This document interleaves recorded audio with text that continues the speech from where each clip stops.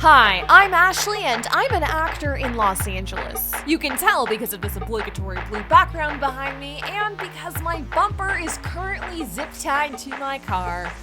Doesn't get more actory than that. Anyways, I got assigned many acting books in theater school.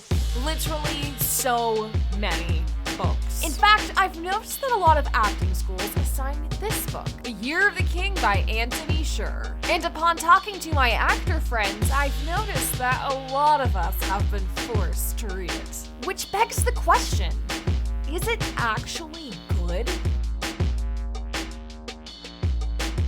I am on my third read of this book. I really just don't get it. There is an able-bodied actor playing a disabled character. There is some light sexism. There is some transphobia. Why is this book being assigned in schools? Let me back up.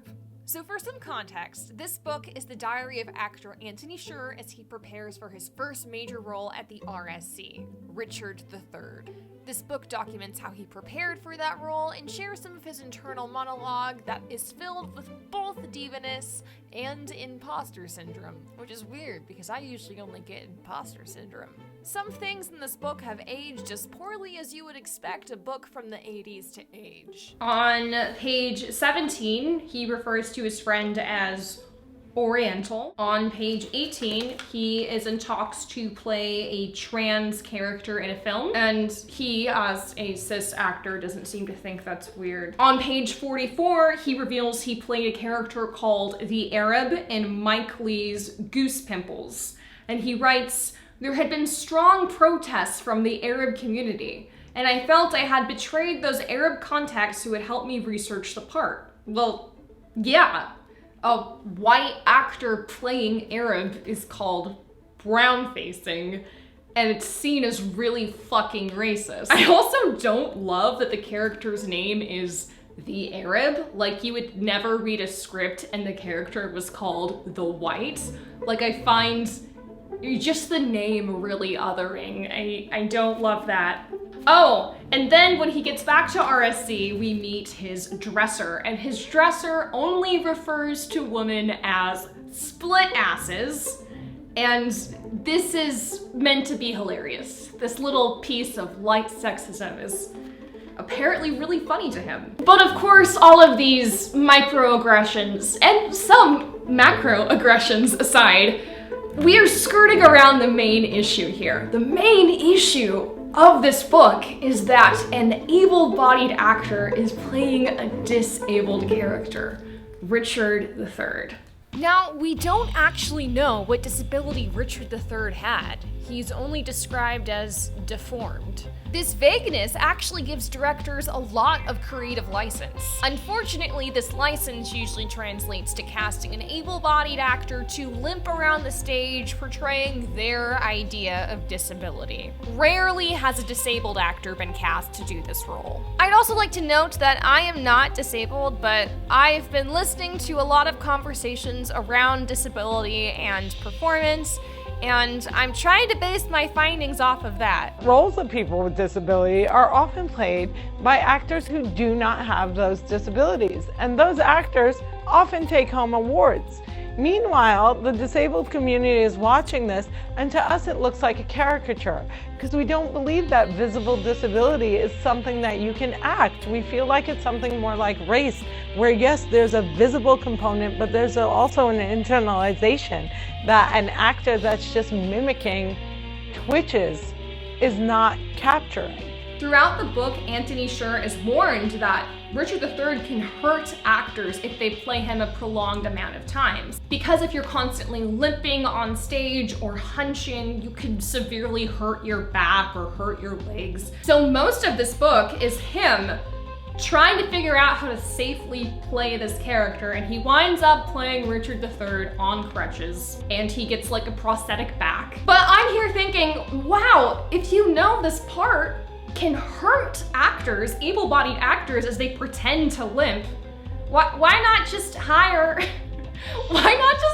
a disabled actor? The math checks out. They already know how to walk with a limp or with their disability, whatever it is. and it's not gonna hurt them. They've figured it out their entire life.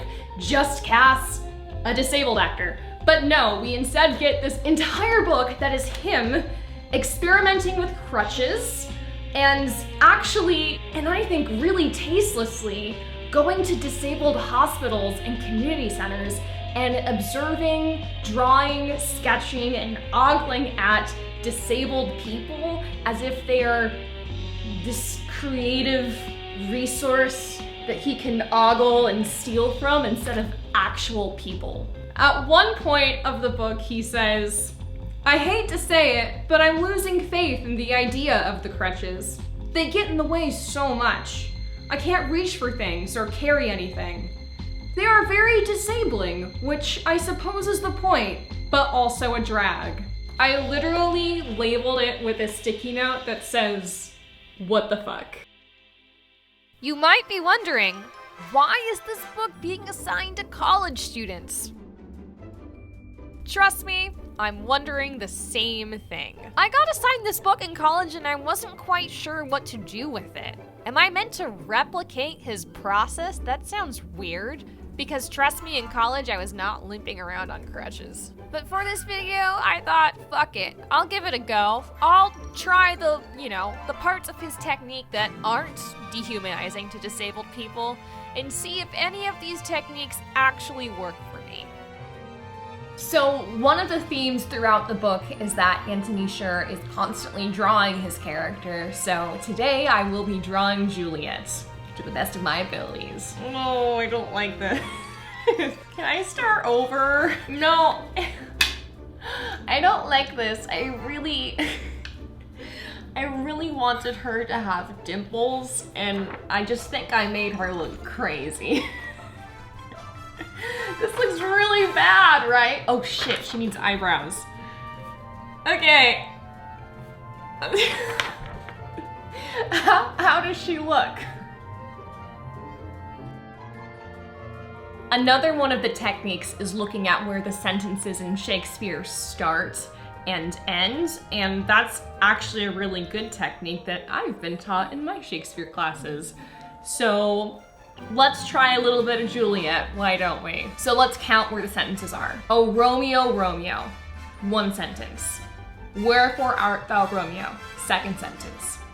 And then the next 3 lines are all one sentence. "Deny thy father and refuse thy name, or if thou wilt not be but sworn my love, and I'll no longer be a Capulet." The sense comes when you view those 3 lines as all one sentence that's connected with a through line and not as 3 separate lines.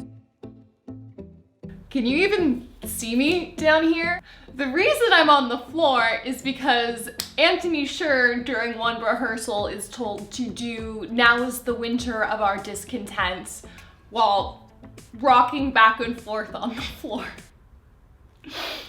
So I'm gonna try that. I hope I don't flash anybody, but if I do, editing Ashley, you know what to do. Put a little black bar. A little black bar over me. Okay, roll it, walking back and forth on the floor. Here we go. We're gonna get a rock going. I just do a little Shakespeare. I mean, this is a perfectly normal thing to be filming right now. "Oh, Romeo, Romeo, wherefore art thou Romeo? Deny thy father and refuse thy name, or if thou wilt not be but sworn my love, and I'll no longer be a Capulet." I have some opinions on this actually. I think that this actually made me louder. Can you tell that I'm throwing my voice more because I have to throw myself back and forth? Do you get that? Like, it's really good for stage. I'm quite impressed. I was ready to fucking shit on this. The RSC has it right sometimes. Who the fuck knew? So, would I recommend this technique? Yes, actually. I really liked the rocking back and forth and the sentences, and maybe if I were a better artist, I would have liked the drawing, but I can even see how this would be really creative for you as an actor. But while I would recommend the technique, I would not recommend this book.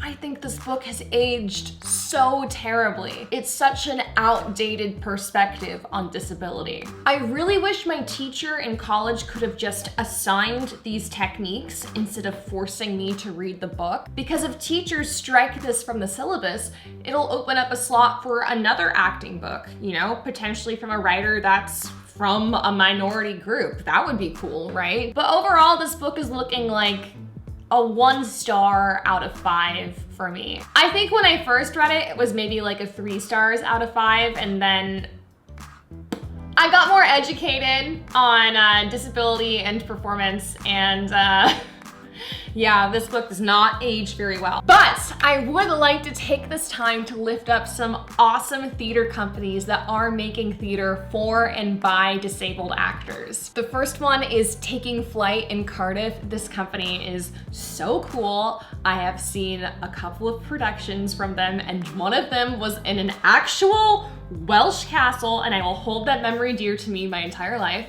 And the other company is here in Los Angeles. They're called Deaf West. This is a high-class company of disabled actors, and they've even been to Broadway. So if you can see a show from them, I highly recommend that company as well. I'd also like to lift up this performance of Richard III from Shakespeare in the Ruins. They have cast an actual disabled actress to be Richard, and she looks really fucking cool in these pictures. Her name is Debbie Patterson, and she even wrote a blog about preparing for this role, kind of in the style of Year of the King, I guess. But if you're interested in that, click the description box. I'm gonna leave a link for that right there. But I'd love to know what you guys think. Did you get assigned this book in college, and do you think that it aged well? Tell me in the comments. Overall, thank you guys so much for watching, and I hope you have a great rest of your day. Bye!